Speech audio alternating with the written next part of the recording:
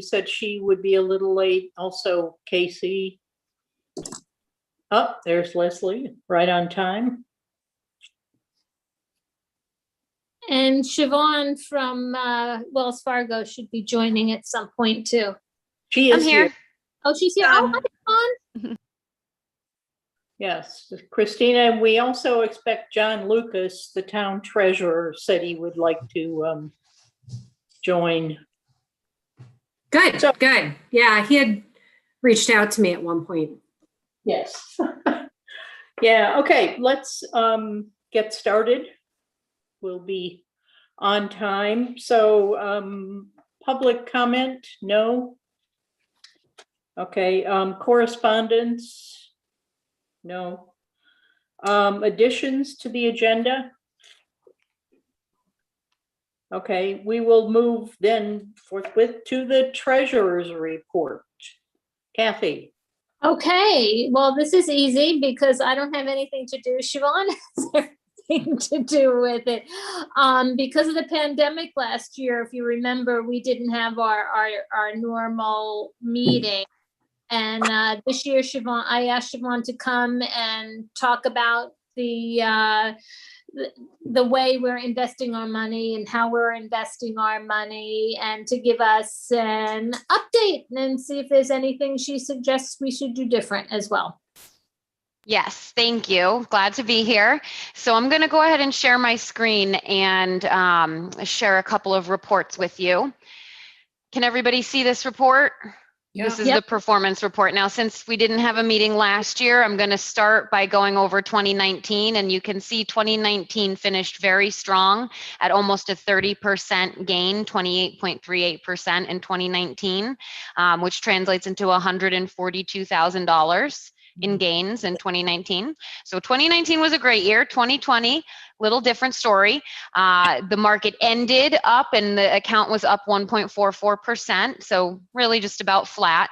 And then year to date in 2021, it's up nearly 8%. The average, if we go back to 2001, so almost 20 years now, the annualized average is 6.89% annually. Now, the account did underperform the market last year. The general market was up at the end of the year significantly more than 1.44%.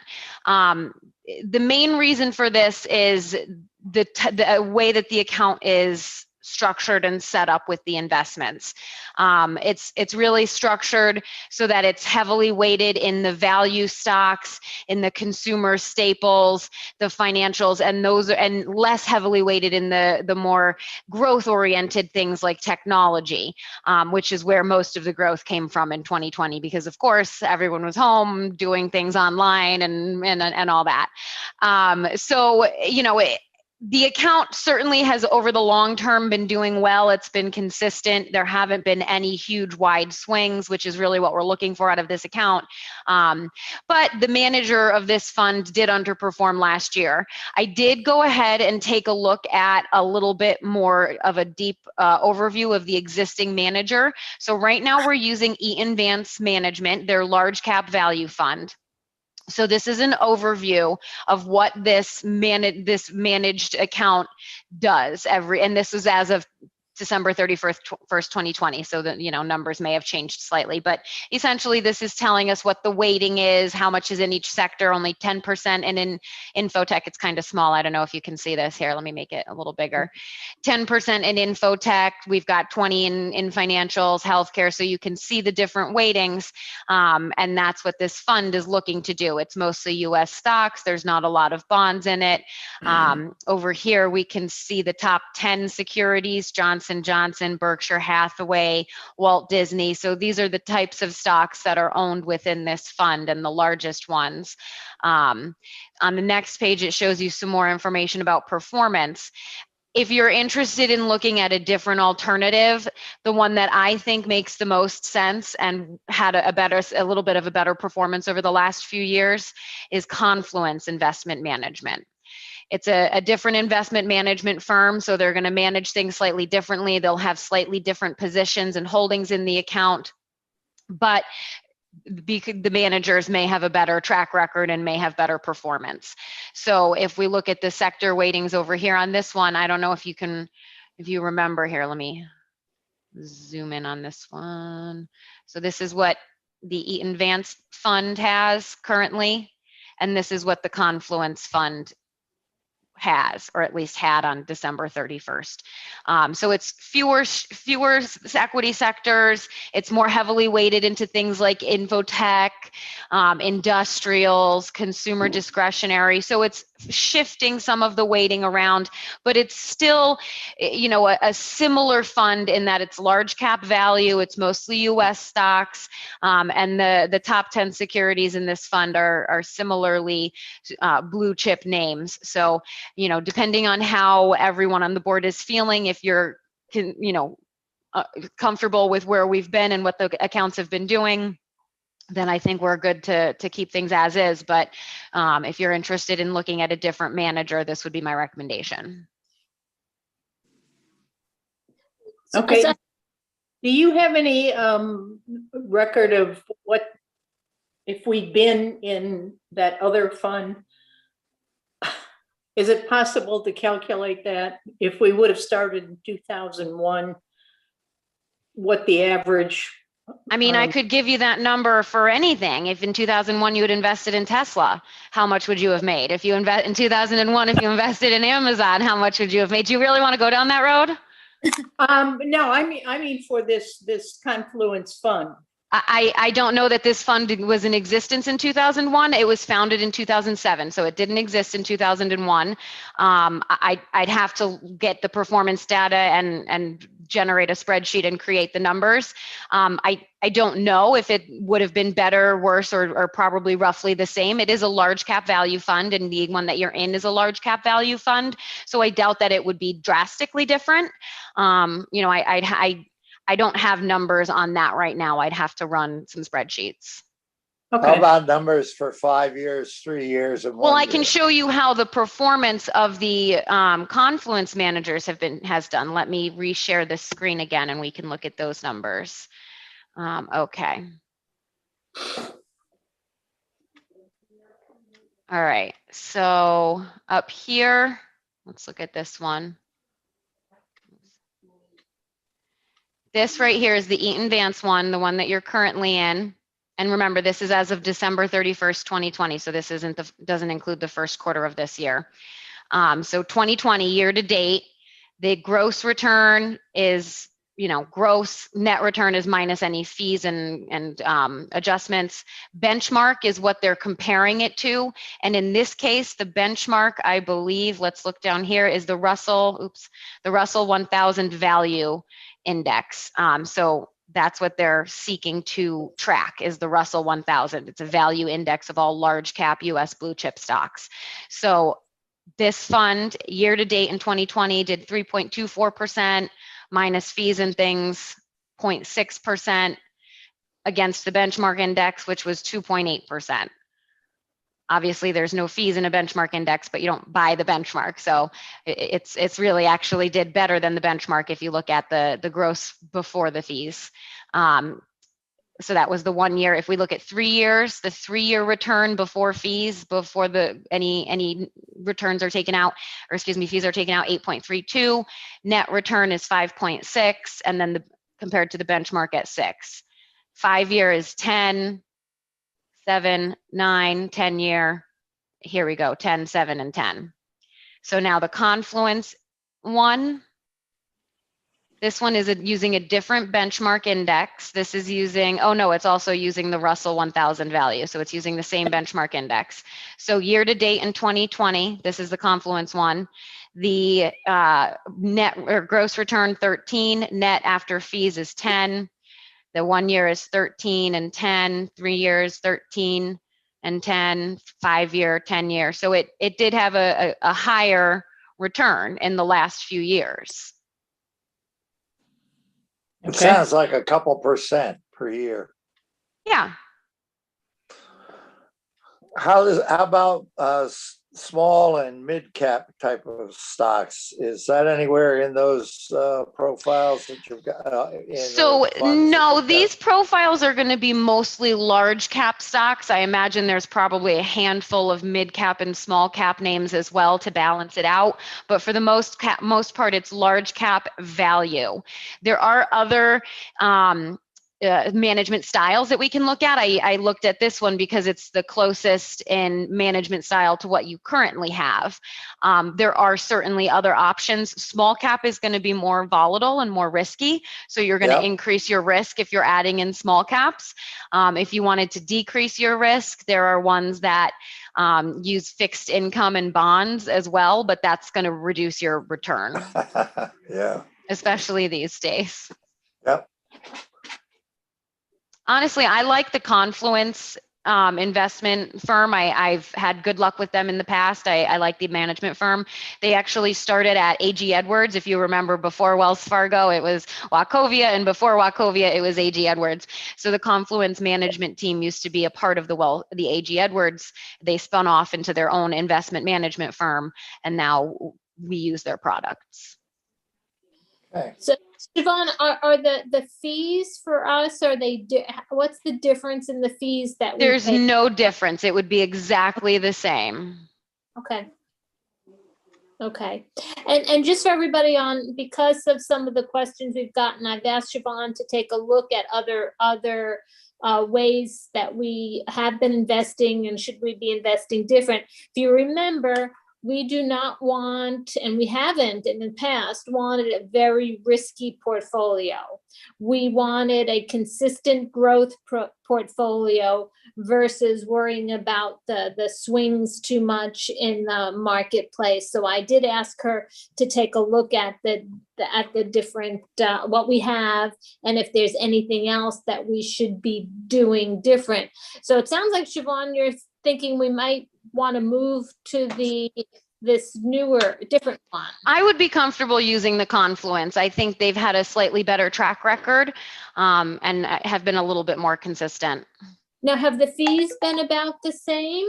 The fees are dictated by the contract on the account, not by the manager. So the fees structure would be exactly the same. There's no difference in the fee structure. Okay. Okay, so I'm not sure this is an appropriate question to ask, but the town actually has another fund at your organization, and they claim to be doing better, but with a lower fee. They also have $1 million in the fund as opposed to the half. So I assume that's another fixed point where the fees percentage wise would go down? So I don't know what type of account they have and what type of trading they're doing. It can vary depending on the type of account, who's managing it, how frequently it's being traded in, what type of assets are in there. I would imagine if it's doing very well performance-wise, it's probably equities and it's probably an actively traded account. In which case, it is reasonable that it's having a better performance return. Also, higher dollar figure accounts often have more wiggle room for negotiating fees. What is the fee that they're charging you on that account? I don't know deliberately because, and I figured that even if you knew a lot about it, you probably shouldn't be telling us. I don't manage that account. I'm not sure which broker is working on that account, but it's not mine. Okay, that's fine. I'm satisfied with that. I'm assuming that if we get to $1 million in our fund, our fees percentage-wise would also decline somewhat. We could absolutely renegotiate after the $1 million level. Yeah, and if you remember, our fees have gone down as we've hit other larger thresholds. Since I've become treasurer, the fees have increased periodically. Yeah, it typically starts at around 2% is the kind of industry standard, and then it goes down from there. I'd have to look, but I believe you're down around 1.55 right now. Yeah, I think that, yeah. And we were at 2% when I first took over. So we've been down a couple of times. I think we went down. Okay. Yeah, it's in some ways odd because I think when I joined the board 10 years ago or so, I looked at this fund and thought for a nonprofit or municipal organization to invest almost entirely in stock seemed to be fairly radical and risk-taking. And it hasn't been, I think, because of the way that we've show at least the fund saying, let's invest in, this is what we want, moderate growth with not a whole lot of risk. Exactly. Exactly. So do we have other questions? Or comments? Who's got the champagne? I have water, sparkling water.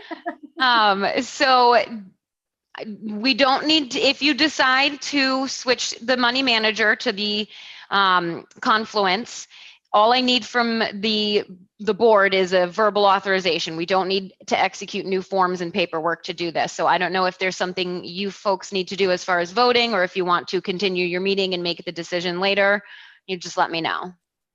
Yeah, I think that if there are no other questions, we can postpone further discussion by the board and let you go on to something else.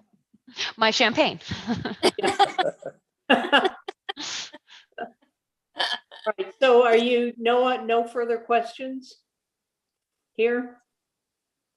Or comments or things we should look at differently? If not, I have no idea really what we're investing in, but you know what Betsy mentioned, if we're entirely in stock, it might be something to look at, to go into.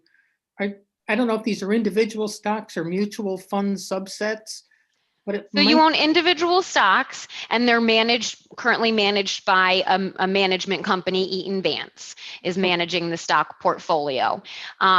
There are other management funds that we can look at that use bonds as a component of the portfolio in addition to stocks, and that would reduce the risk of the portfolio on sort of an absolute basis. But the problem with doing that, with switching to bonds right now, is that the bond market does still have risk, and the big risk in the bond market is when interest rates go up. Okay. So the way that bonds, the sort of oversimplified way that bonds work is, if you buy a $10,000 US government treasury bond and it pays you 1% a year, it's guaranteed to pay you 1%, $100 every year for 10 years. At the end of 10 years, you get your $10,000 back. That's how bonds are guaranteed. Now, what happens if 5 years from now you build a new library and you need that $10,000 back? Well, now you have to sell your bond in the open market. And if bond interest rates have gone up, let's say they're 2%, not a huge move, just 1 percentage point higher, now you have to sell your bond to people in the open market. No one's going to pay you $10,000 for a bond paying 1% when they can pay $10,000 for a bond paying 2%. Your bond is now worth roughly half what you paid for it, because interest rates have doubled. So as interest rates go up, bond values go down. And that will, every day that you buy a bond, that bond will be worth less money the following day, and less money the day after, and less money the day after, until interest rates peak. And right now, interest rates are so low. They're at, like, I think 1.3 or 1.4% on the 10-year treasury. It's not worth the risk. You can lose more in one day's trading than you can gain in a year. So, you know, until the bonds are paying out 3, 4, 5%, and that yearly annual income is worth taking that risk, I'd rather stay away from the bond market. I think there's actually more danger in the bond market than many believe. Well, thank you very much, because I actually understood what you were talking about. That's always my goal. Yeah, thank you. she's good, Alice.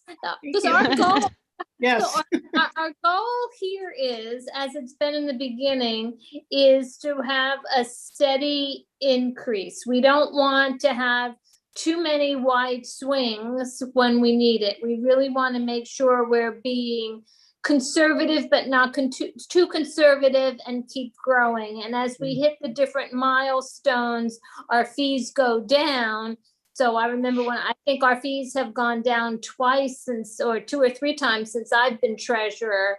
So I think we're on a, if we can talk about whether we want to change to the new one, Siobhan, and I'll give you a call. Of course. On that one. The biggest thing that's going to make a big impact on a portfolio is just to stay invested over the long term. And the hardest thing to do is what you guys did last year. You did exactly what you should have done, which is absolutely nothing. You didn't sell your entire portfolio. You didn't freak out and sell everything at the bottom, which is the hardest thing to do. And you did that. And it paid off because the account came back. I don't know. I don't have the figure of exactly how much the account was down in March, but I assume it was down significantly. The market was down about 40% at one point in March. So, the people who sold at the bottom when it was down 40% lost 40% on their account. You gained 1% on your account. So while you didn't have an explosive great year, you still were able to, get the what you lost, and you didn't sell at the bottom, which is really what long-term investing is about, is just being invested. I've put John to sleep. No, you didn't. No, that's called deep thought. I see. All right. Well, I will let you continue your meeting. Please let me know if there's any further questions. I'd be happy to address them. All right, thank you for being here. You're very welcome. Thank you for having me. Enjoy the rest of your evening. Thanks, Siobhan. Take care. Bye. Okay, I think that we will take up the discussion under probably new business. Sure. Because under your report, we cannot make any decisions. So we'll move on to the director's report. Betsy, did you do the approval of the minutes yet? Oh, no, I did not. Thank you, Alice. Okay, and they were excellent. So. And I didn't write them. So. Well, that's even better. So you would like to move? Yes, I would like to wholeheartedly endorse the minutes. Second. Who seconded it? Mary? Mary. Are there any additions or corrections? No. No, hearing none. All in favor of approving the minutes? Aye. Aye. Opposed? No. Was that just a delay, Jessie, or opposed? You are also muted. That was me waving because I thought it was cool. That looks like I was in the Matrix. Oh. So it's been a long day. I think this has been. Thanks, Leslie. You see the support from Leslie? Leslie's always my support. All right. And I'm sorry, guys. I'm here. I can't get my camera to work on my computer, and I don't know how to fix it. So you just have to look at the black screen for me. I'm sorry. I'll wave for you, Casey. I'll wave. Look. There you go. I'm like, yeah, it's going to take me too long. Whatever. So here I am. You just have to listen to my voice. Okay. Speak up if you would like to say anything. Okay. Yes, So- you're looking a little pale. Yeah. Your face is a little white there. Oh, God. All right. So the director's report. Okay. Well- First of all, does anybody have any questions? Betsy did catch a typo in the usage statistics. So in Instagram followers, it's actually 1,009 instead of 109. So there was a 0 missing there. So thanks for catching that, Betsy. It's actually significant that we've hit over 1,000 followers in Instagram because we started out at 650 a year before. So that's a pretty big gain, and it was intentional and, you know, aided by the pandemic and everyone going virtual, but it was, there's been a lot of work on our social media presence, and I think it's paying off. And so that was a good thing. The big news, of course, is that we opened this week on Monday, and we are back to 7 days a week, 54 hours, full speed ahead. The only thing that is not open is the community room. So programs are still going to be virtual or outdoor. And the only other restriction is our water fountain's not open, but that's probably going to be open soon. And we're trying to encourage people to keep their visit to an hour or less, just because fewer people in the building for less time decreases any kind of transmission when you look at all the models of how things are transmitted. And the community room is closed because there's no ventilation in that room. So if we just had people in a program for an hour, even if they're socially distant, sitting in the room with no ventilation still presents a risk to people. So that's really the big news. For the last couple of weeks, it has been extremely hectic trying to get to the opening day because I had to hire 7 door monitors. That means find them. That means, briefly interview people, get them through HR, get everybody up to speed, train everybody, create the training material, and do all of that and I know Jessica knows what I'm talking about. So I did, so we did that in less than 2 weeks, got everybody up and running, 7 new people on board. And that was challenging, but we did it. So that was good. And the flow of patrons has been about what everyone else is experiencing across Connecticut. It's been sort of a slow trickle. And we are basically just like all the other libraries with people who are still reluctant to come inside. So a lot of people very, very grateful to have the library open. That's a good thing. And that's it for the director's report. Yvonne, can you talk about the section that's goals for 2021? Sure. They don't really. My personal goals. They don't really seem like goals, I mean, like a goal should be something, not just a one-time, like the Board of Finance voted on the budget, and I'm not sure like what the goals are in there, or I don't understand those as goals. So the Board of Finance voting on the budget isn't a goal, it's an update on just the goal of completing the budget. The budget takes a huge amount of time for every year. And so monitoring the budget, preparing the budget, researching the budget, presenting it, that's part of the work that I do every year. So doing that successfully is one of the goals. And I always try and just add a little update to the goals. So COVID-19 ongoing management. The reason for putting these in here, and we can change the word goals to something else, but the reason for listing these things is because it really impacts the amount of time that I have to do other things by managing COVID, working on the budget. Those are sort of daily things that have to be, or annual things that have to be done successfully. So I listed them as goals. Do you have a preferred term? Well, no, it's just that they're not goals.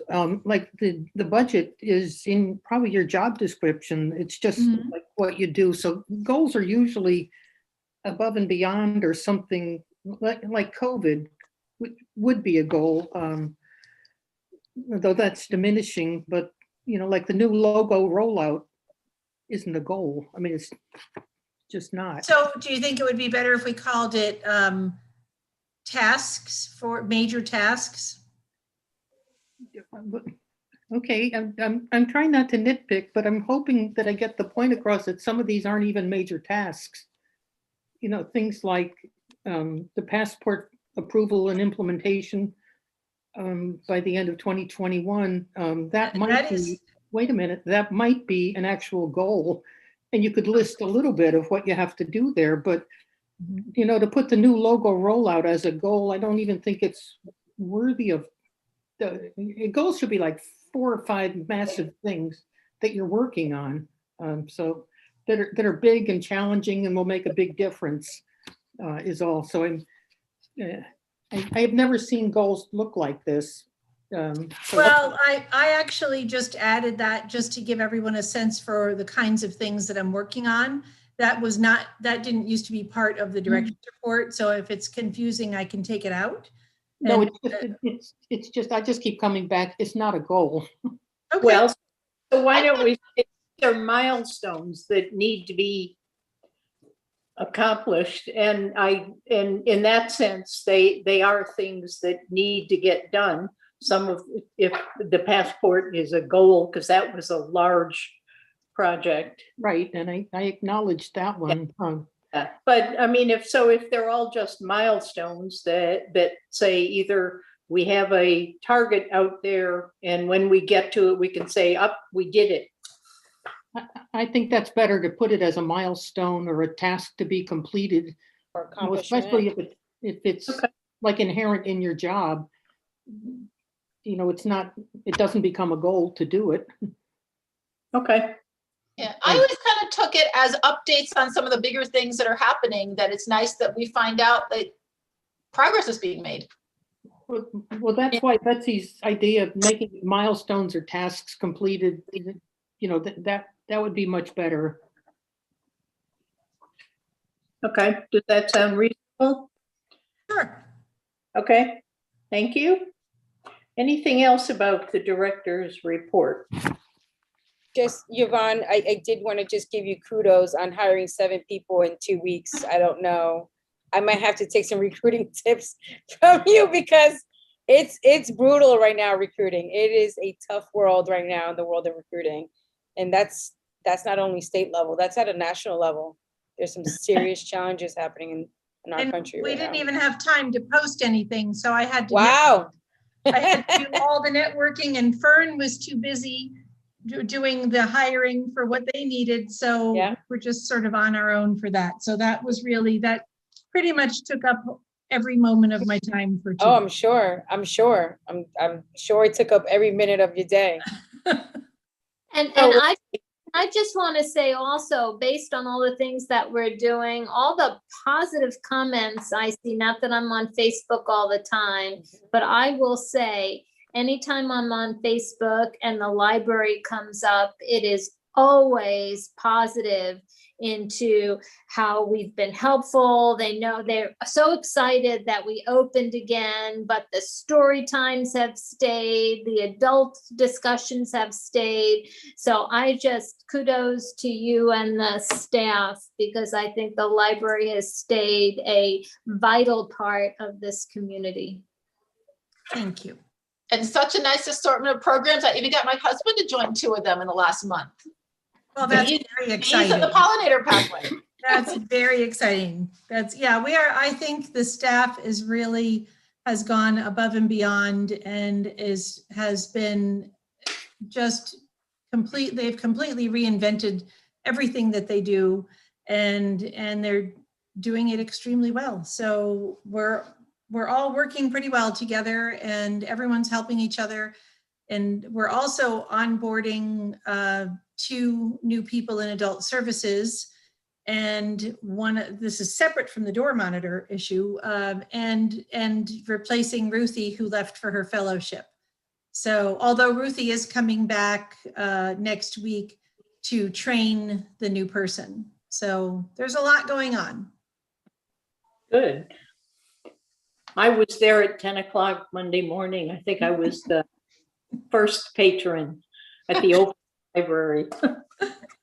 So I could stay for a whole hour.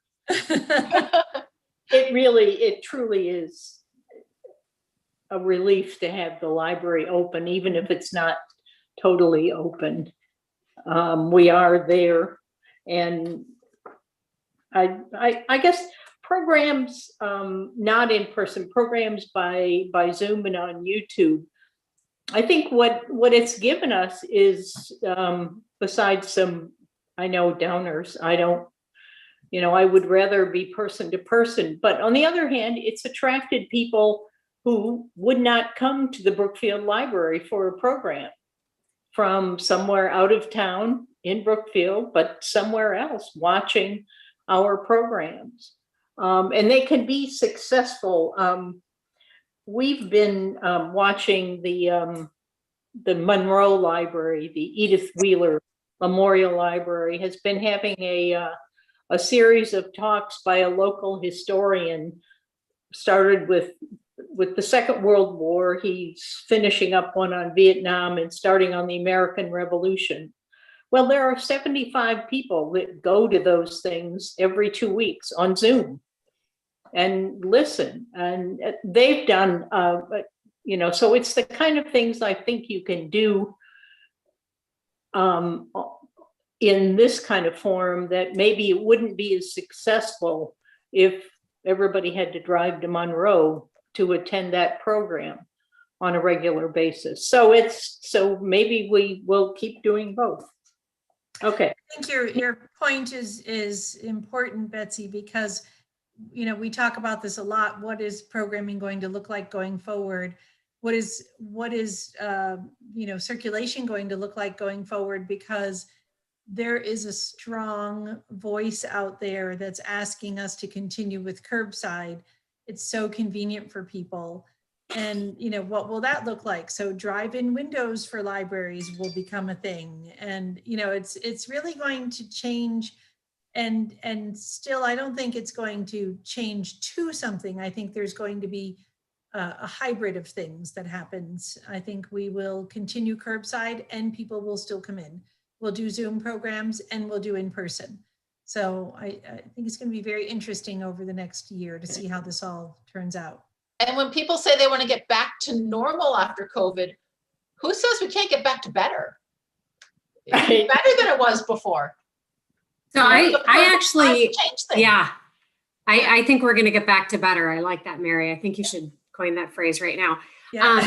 I just wanted to say, I remember when we were talking about the new library years ago, Karen Murcott talking about a drive-in window. Oh, wow. I'll never forget her talking about a drive-in window. She was already thinking about the patrons that she would run outside and put their books in their car so that they didn't have to get out of their cars. Definitely going to be a thing. Yeah, there are some libraries that already have them. And we've talked about how that has worked during the pandemic. And in some cases, it's been challenging for them because they're usually small spaces to manage and people have to stay distant. So on the inside, drive-up service is going to have to be redesigned as well. I think the pandemic will really impact architecture in libraries going forward. Okay. Any other questions about the director's report? Okay, before we move on to old business, we should welcome John Lucas, who, like Casey, is very pale this evening. John. Hey, hi all, how are you? Let me put my camera on, hang on. There we go. Hi, hi everybody. And John, I didn't realize our meeting was at 7. Oh, okay. No, that's okay. That's probably my fault. So we already had the Wells Fargo person, but I am happy for you and I to have another conversation with her. Perfect. So basically what she said was, we're in a large cap stock portfolio, and she believes we may have underperformed a little bit last year, but we didn't lose any, where a lot of people, when they sold everything, did. So she's recommended that we may talk about that later, but quite frankly, Okay. I don't remember that. But I'm happy to set up a meeting if you and I can talk to Siobhan about doing. But our goal for our investment is a low risk growth. Mhm. We're not in a lot of things where we sell things because we don't need anything that's volatile right now. So we've been growing over the years at a good percentage. Last year was the first year that we really didn't grow as much as she would have wanted us. So she's recommending maybe another investment firm to help us with that, but still large cap, low risk investment. Yeah, I took a look at the statements that I had access to. Just more for my information. This isn't any type of, I'm not stepping into the realm of telling the board what they should or should not do. But there's definitely different risk profiles that the library, the endowment is taking on versus some of the town accounts. So I would use that as an opportunity, our conversation, to kind of understand where your risk profile is and to see if it makes sense from my perspective. And so far, looking at everything, seems like it does, with how you want to protect the growth, you want it to be conservative, you have a long horizon, you really won't really be needing the funds for a long time. So I understand absolutely what Siobhan was saying. So yeah. So if you it's forever done. I can set up a separate meeting with you and I and Siobhan if you're interested. Sure, if you would have me, that'd be great. Oh, sure. I appreciate it. Thank you. I will do that. Okay. Thank you. Thank you, guys. All of you know John Lucas, who is the elected town treasurer and responsible for investment by the town. So you're obviously you're more than welcome to stay. It's a public meeting. Can I just let you know that Dan from Dan Secor just put a message in the chat that said that it's recorded. I'll just read it to you. It says the current live stream is on YouTube. If you want to rewatch it later, the portion where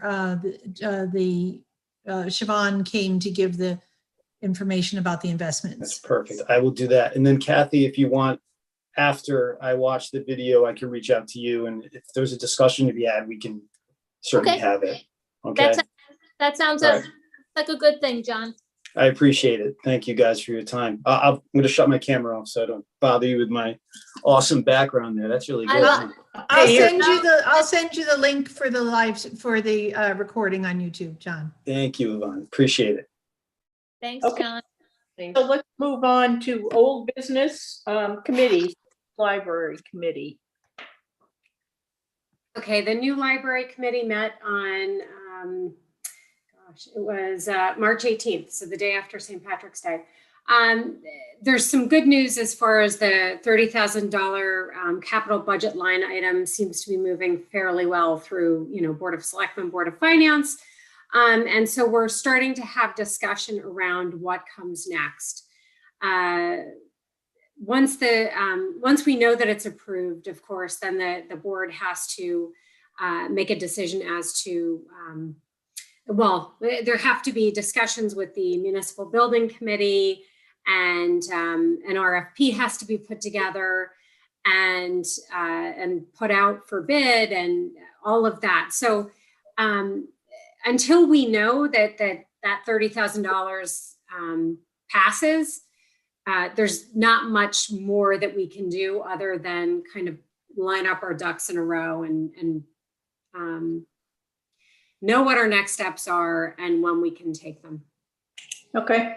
So if there aren't any questions, then I will turn it back over to Betsy. Okay. Strategic plan, Mary. Okay, so things are finally really cooking along. In April and May, we'll be gathering information about community needs, and we'll do that in two main ways. First, there'll be a focus group style meeting on April 24th.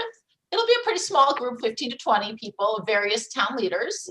A moderator will take them through a series of exercises focusing on community needs and the ideal future.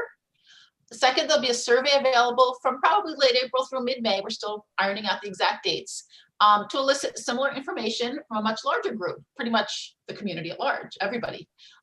It'll be available on paper at the library and online, the library website. And we're hoping to be able to also add a link to it through the town's website. That information gathered, will lead us to what service responses, goals, and strategies will be undertaken in the new plan. Mary, can I ask you a question? Sure. Will this be, I'm sorry if I missed this. Did you say this was going to be, maybe Yvonne can answer this too. Would this be available also through social media through the library, like a link posted? Any way we could possibly link to, we'll be brainstorming ways to get that out to the people. Okay. So social media is a great idea. Yeah, we will send it out on a MailChimp, and we'll put it on all our social media as well. Yeah, especially with the 1,000 followers that we have on Instagram now, for sure.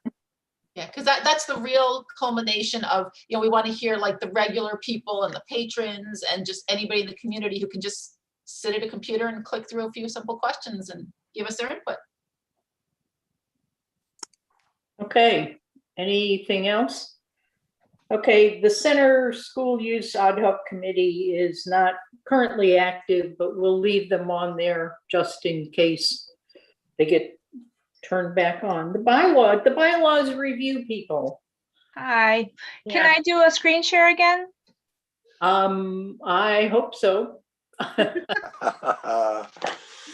don't, so I'm hoping other people do. I'm sure. Is Dan still here? Yeah. Yep, you're all set. Thank you. Thanks, Dan.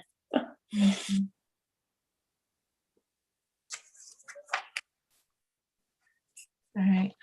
Actually, I'm not seeing it, Dan. Oh, I had it says all participants should be able to share. Share screen. I see it now. Sorry. Okay.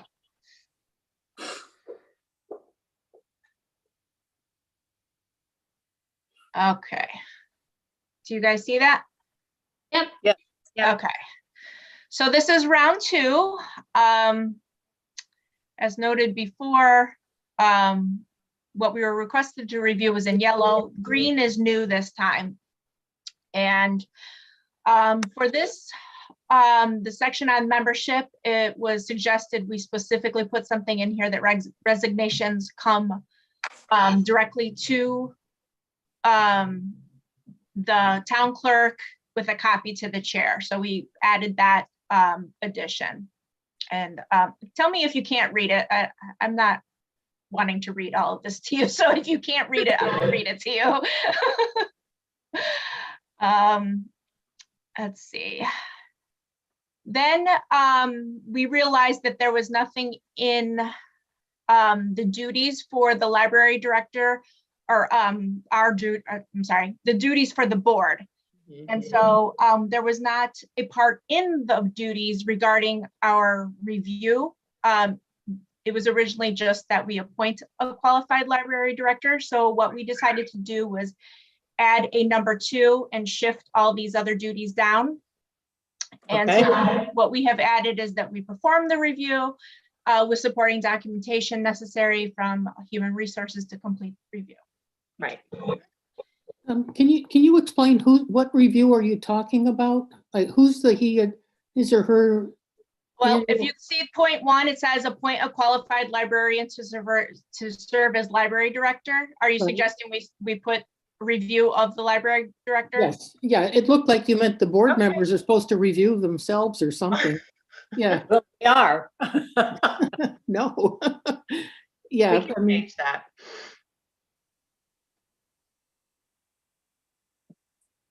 Well, done. Okay. Let's see. Article 5. Why did we change this? Okay. This is regarding the executive session. Yeah.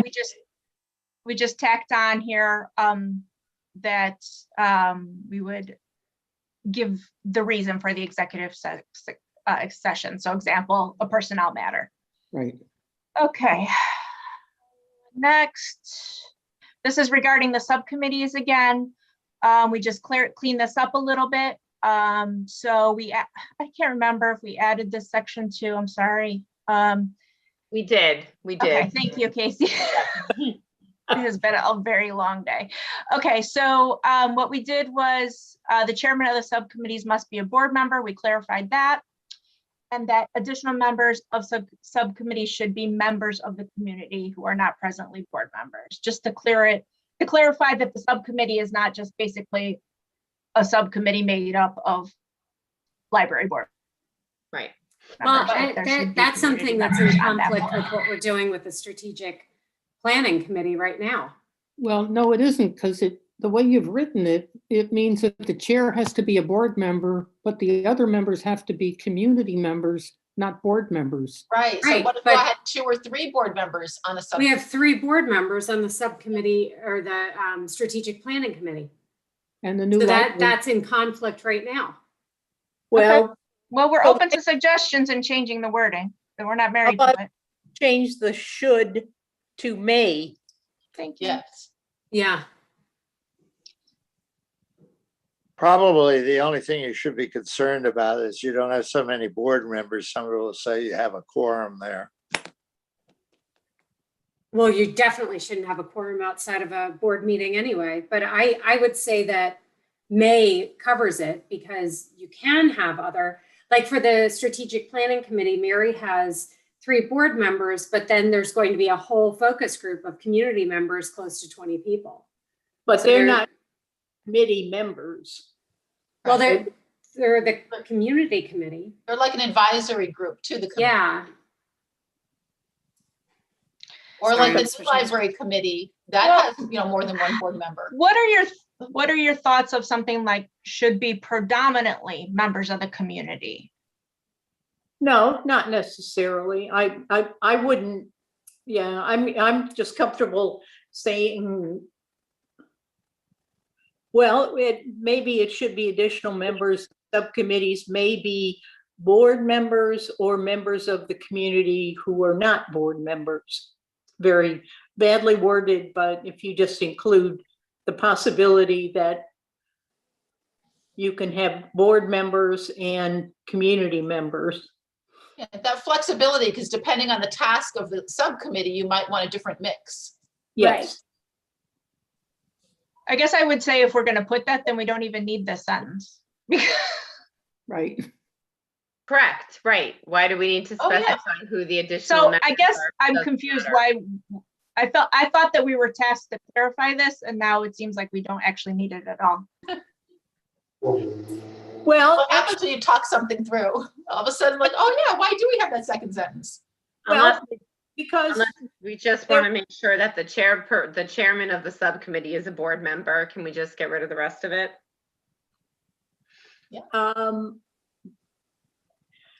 well, it says, it shall be the duty of the chairperson to appoint members of the subcommittee, except when the board itself may say, no, we're doing it. How nice. No, I still would advocate, we need at least the sentence that additional members of the subcommittee may be members of the community and or board members. So that we remind ourselves that you can have a subcommittee with nothing but board members on it, if that's appropriate, and a subcommittee with a chairman, at least who is a board member, and members of the community. Isn't that the way it's written? That's the way I read what's written now. Yes, So, yeah. so I think it's okay. Okay, next. That's it. Leslie, can you just go to the first one again really quick? I had to switch screens so I could read it and make it larger. In written form. Okay, so what was it before? The top part. It was the top part. So where it says section 2, we Yeah. inserted that sentence in front of a vacancy. It is not clear in our bylaws where the resignations should be sent. And so we wanted it specifically add that they have to go to the town clerk because people do not know that. Good. It's in our charter. It has to be that way. So it's great. Okay, I think you guys have done a good job. I would like, Leslie, can you send out this copy to the board and we will put it on the agenda to vote approval of all the changes? Unless Absolutely. anybody has further comments right now. So we will, okay, so you will get a copy and in April, we will vote on approving the changes to the bylaws. Does that sound reasonable? Sounds great. Hey, Thanks, guys. Hold on, let me get back in here. Oh my God, what am I doing?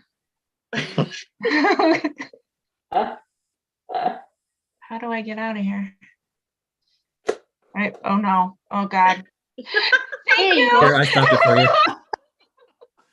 Yay. Went sideways quick. Leslie, that was almost as good as my hand wave. Oh, no, worse, bad. That was bad. Sorry, guys. Thank you, Leslie, for typing those up. Okay, policies. We've skipped over this section and I decided we ought to do something at least about the easy one. I emailed you, this is to do with,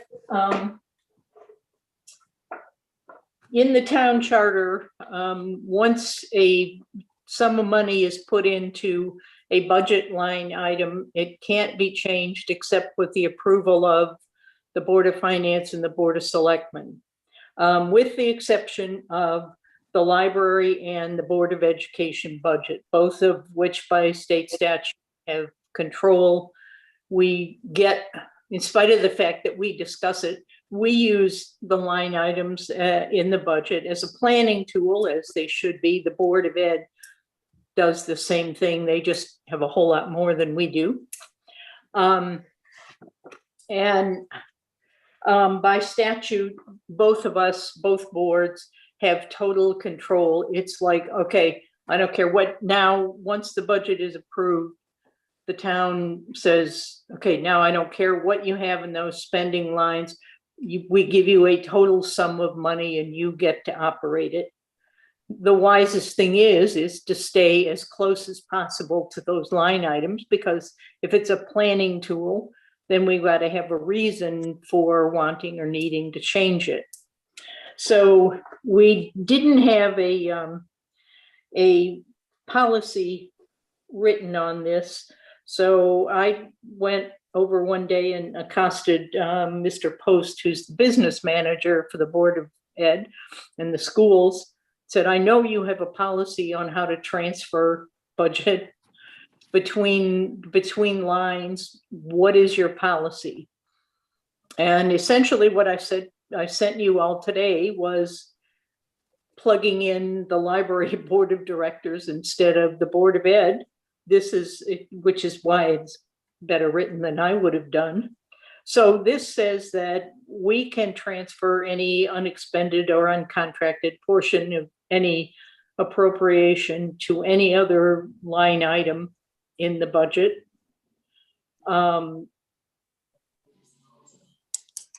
And the second paragraph says that the director and or his designate can transfer line items in an amount less than $1,000 under emergency conditions if the urgent need for a transfer prevents them from getting to a regularly or specially scheduled board meeting. And if that happens, it has to be announced at the board meeting following that. Actually, the Board of Ed has a legal citation in the general statutes about where they get their power. I'm not sure we need to do that.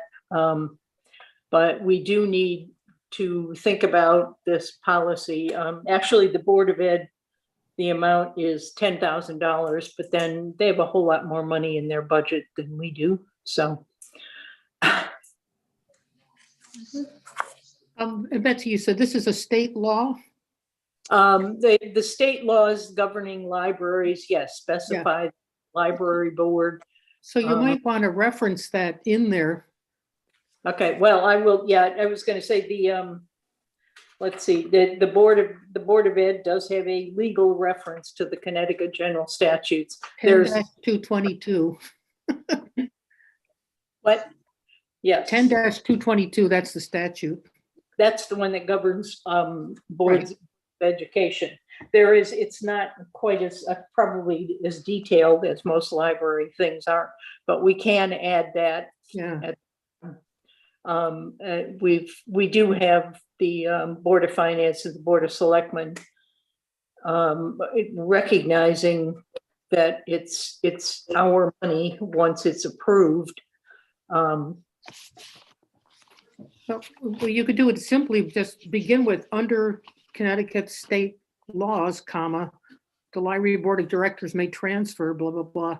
So, well, I'm just as happy. I'll look up the statute. It's not that hard to come by. I just didn't do that. So. And Betsy, just one question. Did we do this last year? Didn't Yvonne have to make a purchase for furniture in the library last year?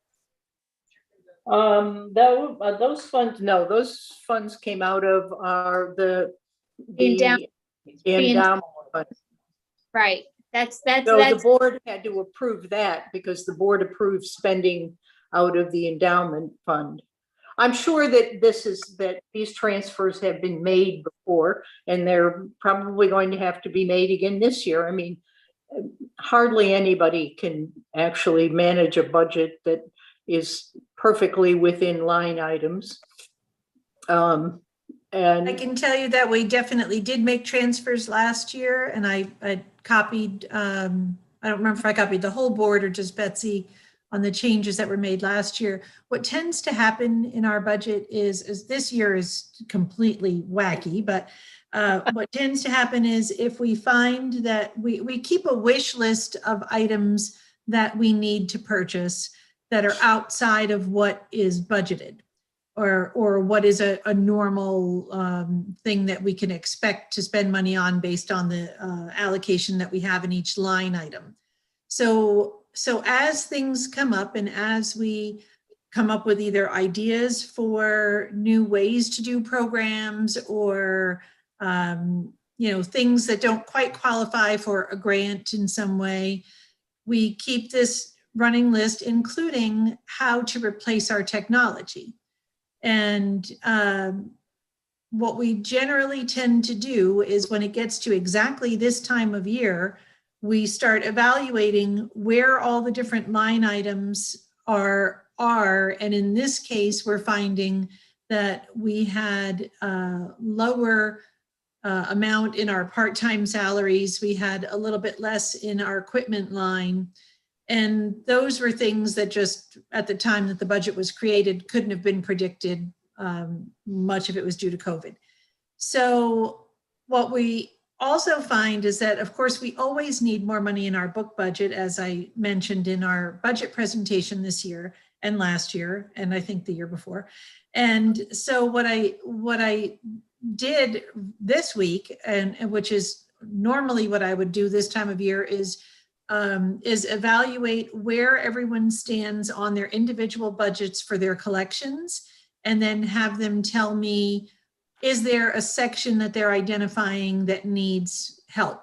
So it might be that a section of their, let's say it's fiction and it's the. We don't know those particulars, just that they need money.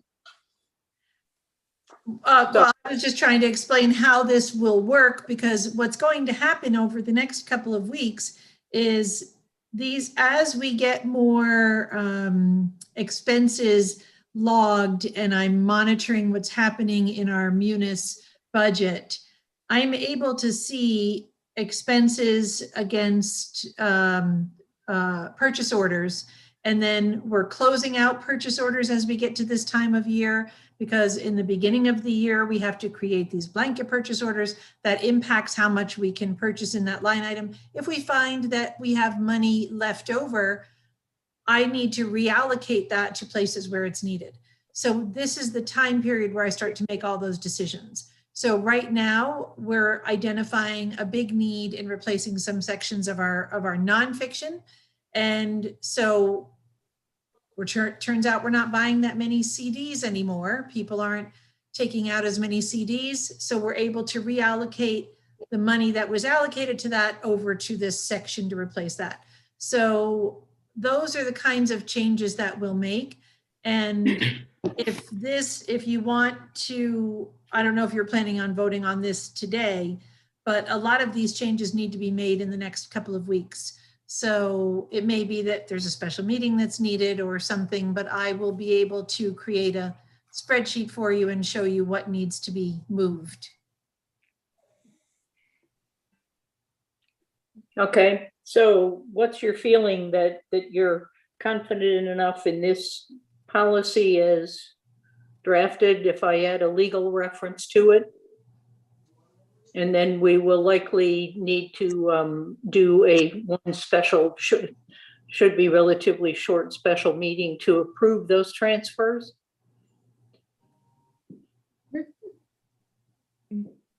So let's start with approval of the policy. Do you need a motion to make an approval? Yes. So I'll move it. Jessie, you want to back me up? I see that wave. Just second motion. Okay. Are there any other comments, other corrections, suggestions? Could I get the policy that was approved in like an email? Do I need to actually do that in the, or? Yes, sorry, Claire, I could have sent it to you before and didn't. And it will probably include the legal reference. Okay. Thank you. Thank you for reminding me. Thank you. Okay, all in favor? Aye. Aye. Opposed? Abstain? Okay, thank you. All right, we'll look official. We will also send a copy to the Board of Selectmen, maybe the Board of Finance and the Controller. So they're hopefully aware that we're doing our job. Okay. So we have one new policy. We will work on the other two. We might get through this. Other policy. If you read the policies, Leslie, you and Casey are probably the most recent, hopefully, readers of some of the policies. If they look like they need to be changed or added to, let us know. Okay, go on to finances. The capital budget. This has been an odd year for budgets, among other things in life. And in fact, for the current fiscal year, there is no approved and working capital budget because the governor allowed boards of finance to give final approval to operating budgets for towns, but not the same thing for capital budgets. So essentially, the Board of Finance did approve a capital budget for this year, but it could never go to the town residents to be voted on. So they have been working through a budget, which is sort of a combination of last year's requests and this year's requests and seeing where they are. It has been approved. And there is a special town meeting scheduled for March 30th at 7 p.m. at the Brookfield High School auditorium for fiscal year 21-22 capital improvement projects. It will not be approved at the special town meeting. It will be discussed. And residents will be asked to vote on setting Tuesday, May 18th as the date for the referendum vote. That will also be the referendum vote on the operating budgets of the town. But this particular special town meeting is dealing with capital. Some of the large amounts on the capital list, matter of fact, I think in second or third place for size of capital requests was in the library building. It's referred to in all of the material that I could find about this town meeting and the budget, that library window replacement. It's an item of $425,000, which covers not only all of the windows, but reconfiguring the front entrance door so that it is it's currently ADA compliant. It's not a particularly friendly version because of how narrow the space is. So hopefully that would be part of the replacement.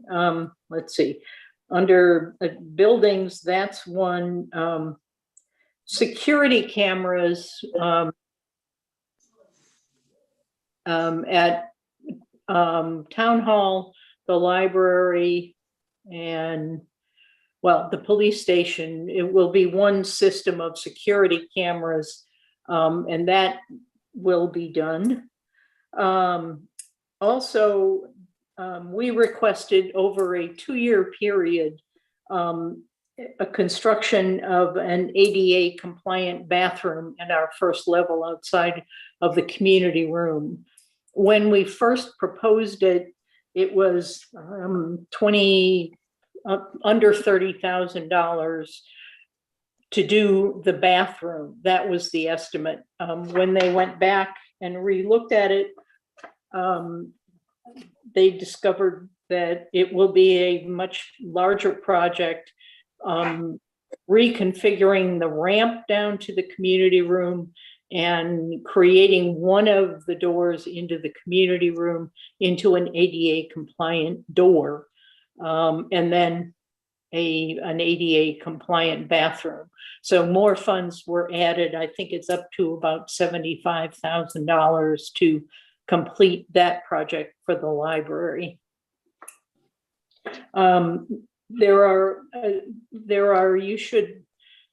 I got a notice from the town because I get all sorts of emails on notices of meetings, which I recommend if you're interested in the town, you sign up for some of this stuff, because there's the notice of a special town meeting to discuss. And so for public safety, there's a couple of things at the fire companies. For road paving is a big chunk of money every year in this. Vehicles, several new vehicles being done. I told you about, actually, most of the building stuff is going to wind up being us, except for the town hall parking lot and sidewalks.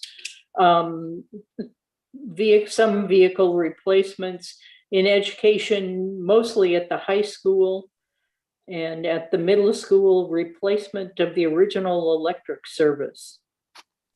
So several things at the high school, including the boys' locker room renovation, which has been a topic of interest, but there's more replacing plumbing, security measures, paving and concrete work. So all of this will be discussed, and the total, in case you're interested, $4,700,379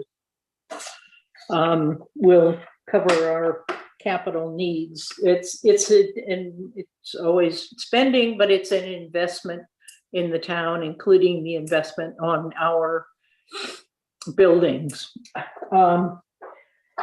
Christina, it said one thing that will not be included in this is the $30,000 we requested to hire an architect to do a feasibility study on the use of Center School. That will come out of cash funds. It's not something that you want to bond. Although the last time when we asked for funds for an architect for the library, it was actually put in funds to be bonded. Steve Dunn, I questioned, why $60,000 is going to be bonded, but he said it's part of the larger project being bonded, so that's where it showed up in the capital. I don't think this $30,000 will be there, but it was approved as part of the request for capital expenses by the Board of Finance.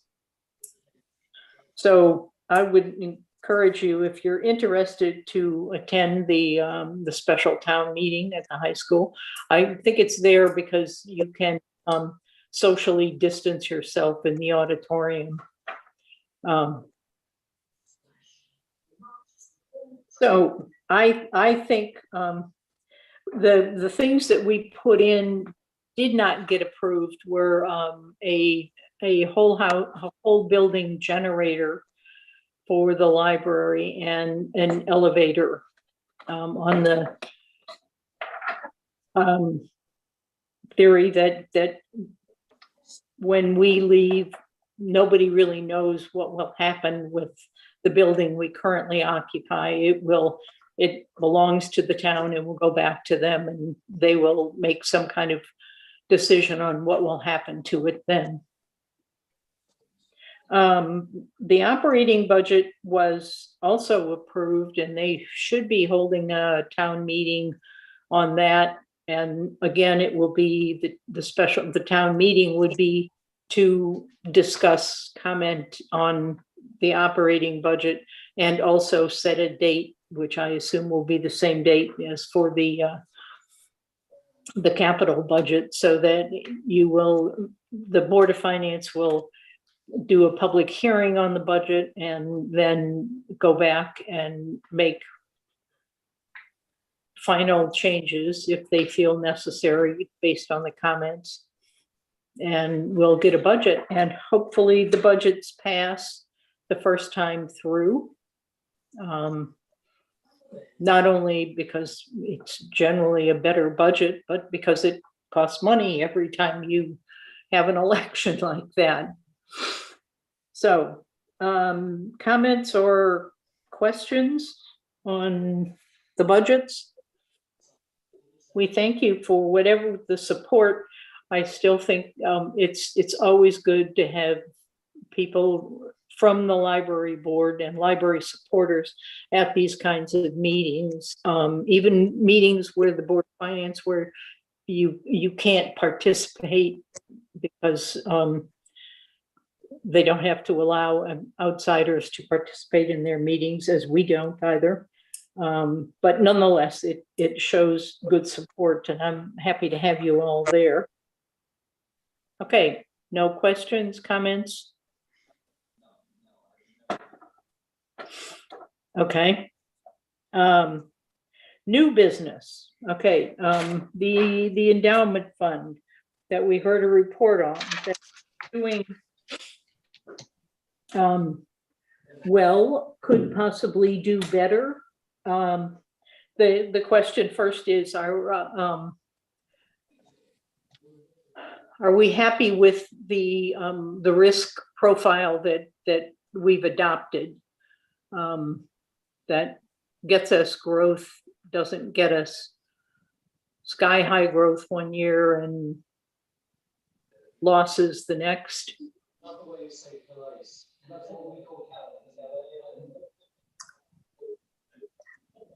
I'm okay with that. I think we should look at, since she said there's another fund that performed better but had the same risk profile, we should consider changing to that one, but we'll get more information and maybe bring it at the next board meeting to see if we want to change.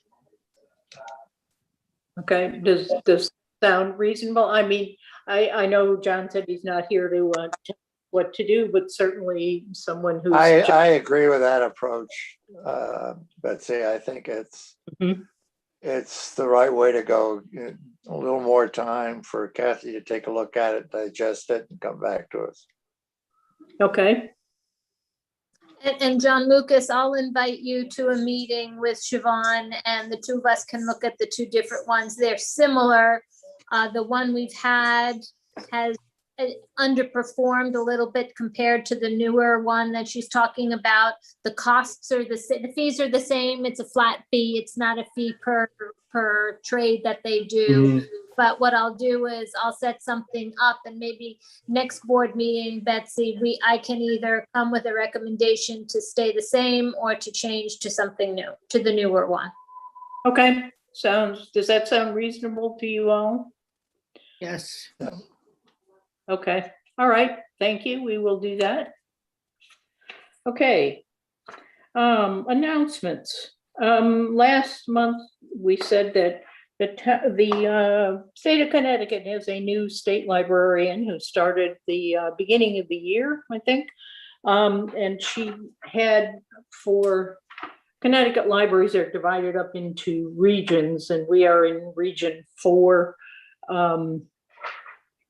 And she held a Zoom meeting for everybody in region 4. I know Yvonne and I were at it. I don't know whether none of you, if you were there, commented on anything. So we'll say it's an interesting proposition for a new person to come in after Ken Wiggin was the state librarian for eons, it seems.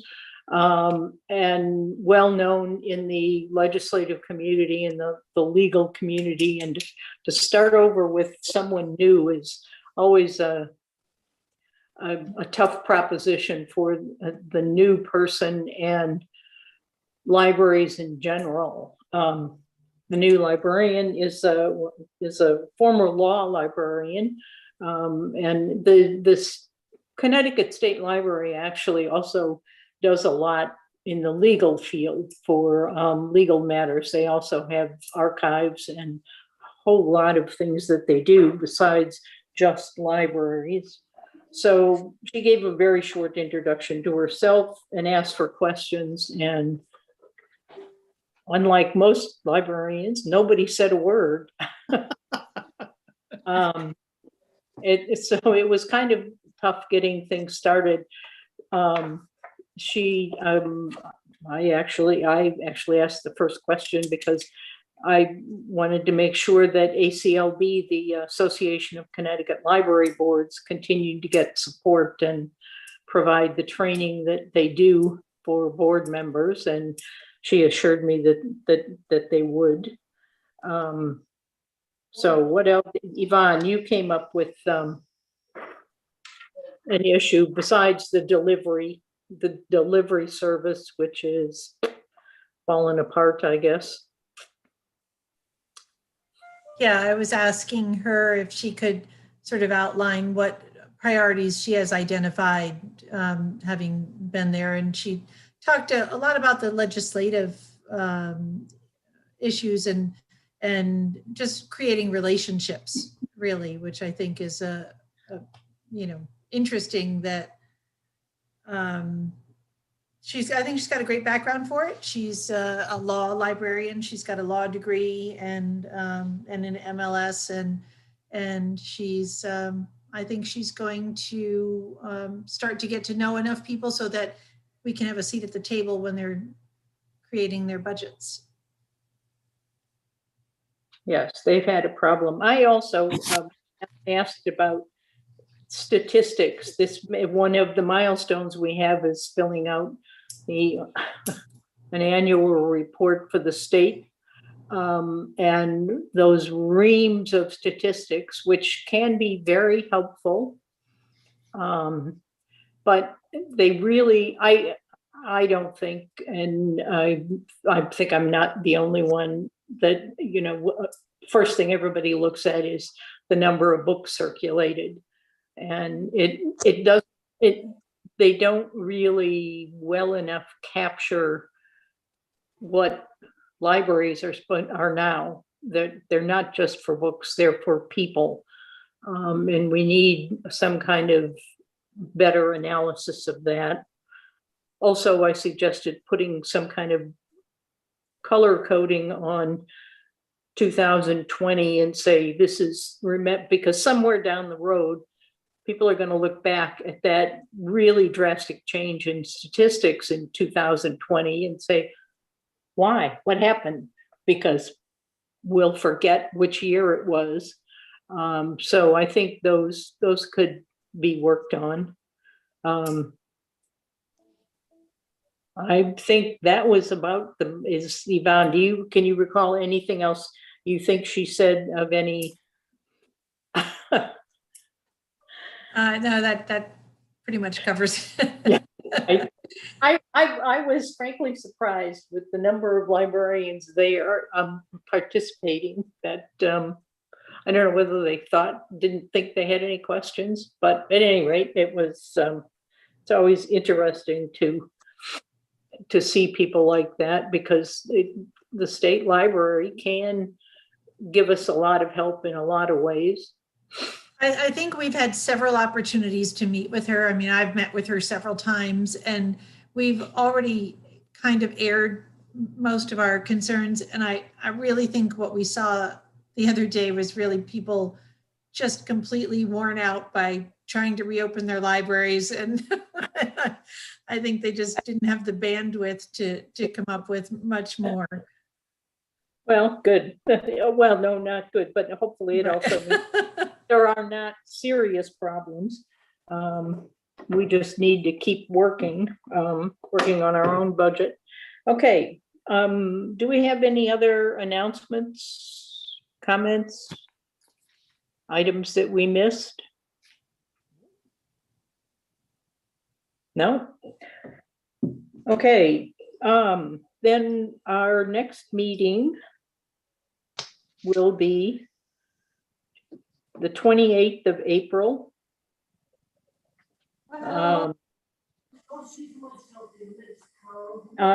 Is it thinking about being able to meet in the community room at that time? Hopefully we'll open the doors, turn on the fans, and blow all the hot air out. It's possible. We'll have to kind of leave that up in the air at the moment. Yeah. Will there be the desserts too? Can we bring back the desserts? Well, we got to have that, Jessely. I mean, that's, you know. Will everybody have been vaccinated by then? That's the date of my second Hopefully. vaccination. Is it? Yeah. My second is the 13th. And what is it? You get 2 weeks after that. So I think I'll be okay. I was one and done, I'm done. Nice. Awesome, Kathy. I'm done. Congratulations. Yeah, I'm done. I'm done. Done. John, how about you? Your way? Absolutely. I've been Good. done a long time.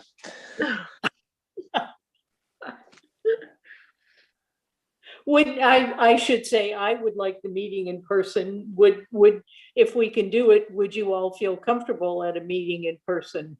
Yes. Yes. Yes. I would love it. Okay, so we'll see if we can. If we can at all possibly do it, we will. If not, we'll do it in May. Can I ask a question that takes us back to an earlier subject? Sure.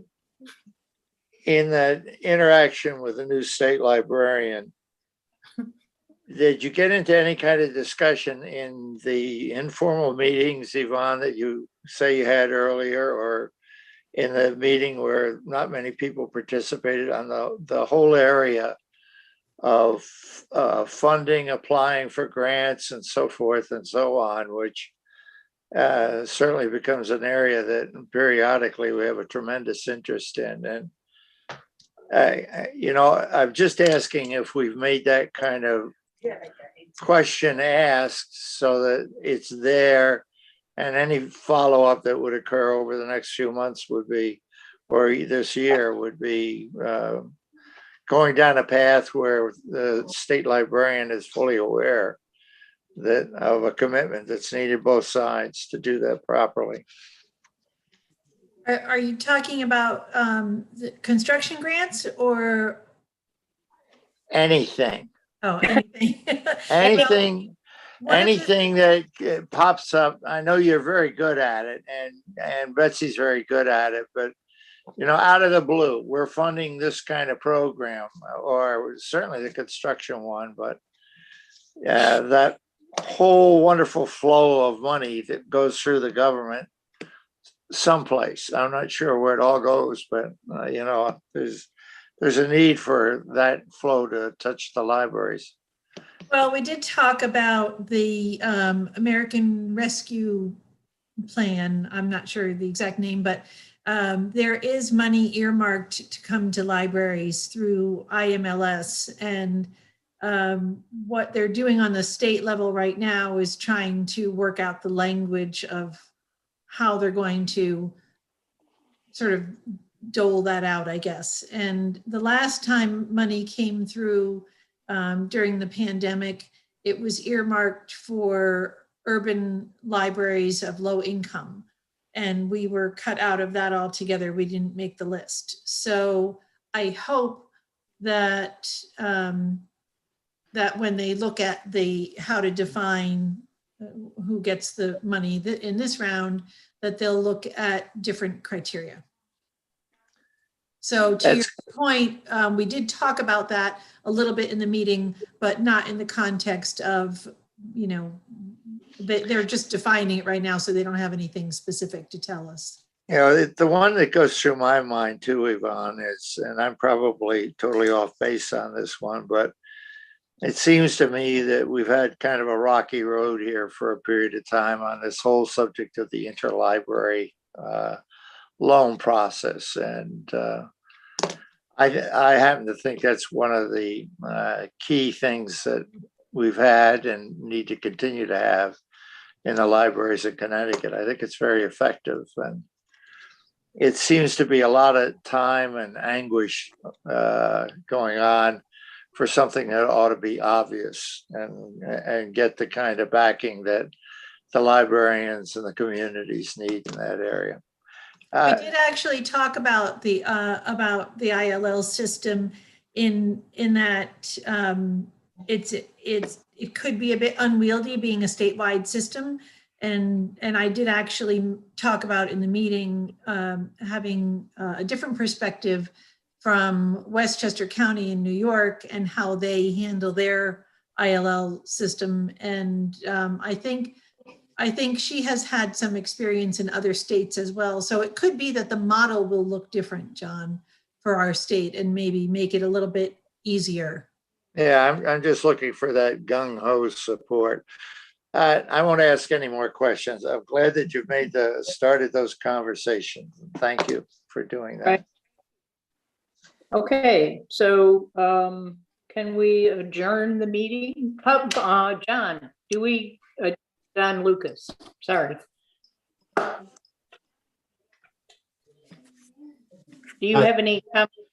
You know what? Actually, I do. This is, I don't know the other forum to deliver this information to you. So the state of Connecticut has a website that's that tracks all of the unclaimed monies that they're holding either for businesses, nonprofits, individuals, and whatnot. So occasionally I'll just scour that website for Brookfield. And I actually came across some monies that is related to the Town of Brookfield Library Fund from 2011. And these are stock proceeds in the amount of $3,440. So I'm in the process of working with the state to have that money claimed, and it'll get sent to the Town of Brookfield, the finance department, and we'll make sure it's transferred to somehow either your endowment fund or whatever fund. I guess we'll have to offline it. I guess, Kath, if you want to, we can discuss. You can tell me exactly where it needs to go. We'll make sure that check gets paid to you. So that's actually an interesting find, because all the other ones that I found historically have been very small amounts with, anything from $50 to $150. So this is the largest one that I've found. So I'm happy that it's From 2000, for the library. Yeah, from 2001? 2011. 10 years So- ago. Yep. So these are stock sale of shares proceeds of a company that looks like either they went out of business, so they liquidated all the outstanding shares, and the cash must have gotten sent to an agency at the state. And then over time, it just gets swept into this fund that the state treasurer holds on to. So I would advise even, residents to just log on to ctbiglist.com, type in your name, and you never know, you might find some unclaimed money. So this is, I think this is something great, and I'm happy to help, reclaim some of that money for you guys. So. Great. This So- is great. So that's great. So John, you've already put in for that, so we. I have, yep, I've claimed it. I just have to get the form notarized. So hopefully by the end of this week, I'll be able to stop by town hall and get all the paperwork signed off on. And I don't know how long it takes for the state to turn around that money back to us, but. Great. Yeah, so that's huge, $3,400. I was very happy when I saw that, so. Yes. Right, but so this is an advertisement. There are people in the library who are notaries if you need something notarized. Well, I might take you up on that, or whoever that is. And they're open weekends and town hall isn't. Perfect. You know what? That may actually work.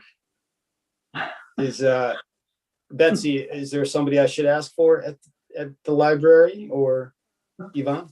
Yeah, just let me know when you want to be Okay. there, and we'll make sure we've got a notary there. Okay, great. Thank you very much. Yeah, just email me Yeah, I will. when you're coming by. You got it. Thank you. And John, what is that website again? It's ctbiglist.com. So ConnecticutBigList.com. Thank you. That's awesome. Awesome Yeah, find. it's very interesting, because I think usually it's old accounts that may have been closed out, and for whatever reason they don't know who to disperse the funds back to. There's vending machine proceeds. It's just very random sources of income, but it's great. And every state actually has something like this. They're not called, it's not called Massachusetts Big List, but it's something similar. So if you've lived in another state, which I have in the past, I think it's worth searching your name or searching relatives. So it's just sitting there, and it's not earning any interest. So you might as well take it if it's yours. Okay. Thank you. Very welcome. Very welcome. Any other comments, questions? Okay, do we have a motion to adjourn? So moved. A second? Second. Thank you. All in favor? Aye. Aye. For a productive meeting. And hopefully we'll see you Monday night. We're in- John can come to any meeting.